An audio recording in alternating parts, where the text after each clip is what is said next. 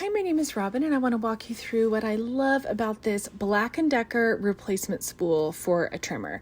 So I'm just going ahead and putting it through right here. This is just so simple to install, very intuitive. You just pop that orange cap off, get it situated, pull it through that hole, pop that orange cap back on, and that's the replacement spool right there. So you can see I haven't even used it yet. This lasts forever.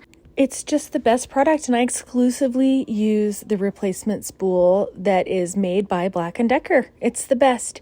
So I just cut it to the length of that shield, so then it's time to get to work. So this is a wonderful string. It works so well, gets the job done.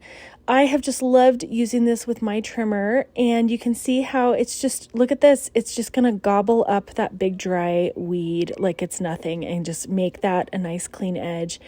So I would accept no substitutes. I really only use this with my Black+Decker edger because it's honestly the best thing I've ever used with it, and I totally recommend these replacement spools. Thanks.